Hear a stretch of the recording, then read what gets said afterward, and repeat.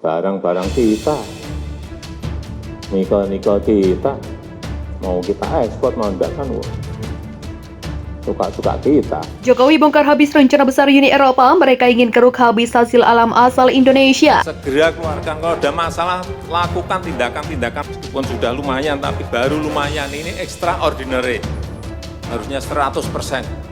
Di bidang ekonomi juga sama. Segera stimulus ekonomi bisa masuk ke usaha kecil, usaha mikro. Mereka nunggu semuanya. Jangan biarkan mereka mati dulu baru kita.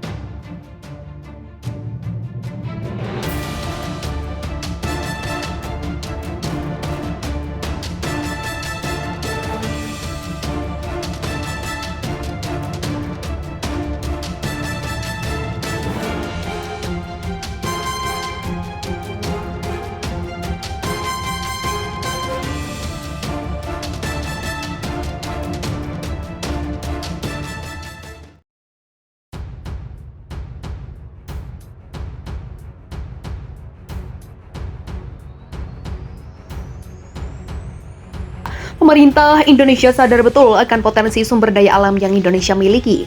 Maka dari itu Presiden Joko Widodo kembali menegaskan bahwa pemerintah Indonesia pada tahun ini secara resmi menyetop ekspor bahan tambang mentah. Hal tersebut dilakukan untuk memaksimalkan proses hilirisasi di dalam negeri. Hal tersebut dilakukan menyusul kesuksesan yang telah dilakukan pada komunitas nikel sejak 2020.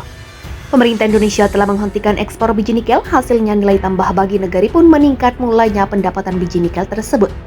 Hanya sekitar 17 triliun, namun ketika proses hilirisasi sukses dilakukan, nilai tambah bagi negara mencapai 450 triliun. Maka dari itu Presiden Jokowi menekankan bahwa hilirisasi di dalam negeri tidak terpaku pada komoditas nikel saja, namun komoditas-komoditas lain juga harus dihilirisasi. Presiden menyebutkan bahwa kunci kesuksesan hilirisasi di dalam negeri adalah konsisten dalam menjalankannya seperti yang kita ketahui. Bahwa meskipun Indonesia telah digugat di WTO, pemerintah Indonesia tetap gencar melakukan proses hilirisasi. Ini merupakan tindakan dari komitmen pemerintah yang terus menggencarkan hilirisasi di dalam negeri. Bahkan secara tegas Presiden Jokowi melawan Uni Eropa yang mencoba menggugat Indonesia.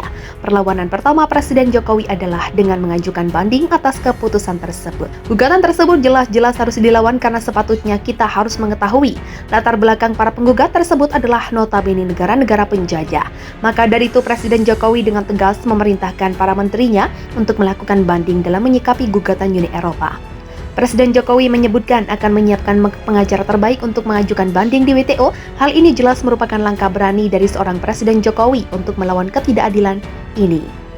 Karena memang tidak ada pilihan, yang ingin mengambil membeli bahan mentah kita sudah tidak bisa lagi. Artinya mau tidak mau harus mendirikan industri di tanah air sehingga kita tidak ekspor lagi. Yang namanya bahan mentah yang sudah berpuluh-puluh tahun kita lakukan tanpa memberikan nilai tambah yang besar kepada negara. Lanjutnya, Menteri Perekonomian Airlangga Hartarto menyampaikan bahwa tahun ini diperkirakan ekspor stainless Indonesia akan meningkat menjadi kurang lebih USD 20,8 miliar. Presiden memandang angka tersebut merupakan lompatan yang sangat besar jika dibandingkan dengan apabila hanya diekspor dalam bentuk bahan mentah. Biasanya kalau kita ekspor bahan mentah hanya 1 atau 2 miliar, ini sebuah lompatan yang sangat besar sekali imbuhnya. Pada kesempatan tersebut, Presiden juga meminta pemerintah daerah untuk menjaga iklim investasi agar kondusif sehingga nilai tambah dari industri tersebut akan muncul. Menurut Presiden, nilai tambah tersebut bisa berupa lapangan pekerjaan, pendapatan bagi negara berupa pajak, hingga devisa yang tidak sedikit.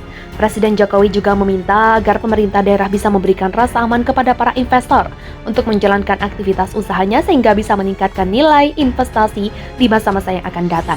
Kita harapkan rakyat yang berada di sekitar industri ini merasakan manfaatnya, baik yang berkaitan dengan lapangan pekerjaan dan juga peluang-peluang usaha baru bagi usaha kecil, usaha menengah dan yang lain-lainnya, sehingga meningkatkan pertumbuhan ekonomi di provinsi maupun di kabupaten di mana industri ini berada, tandasnya.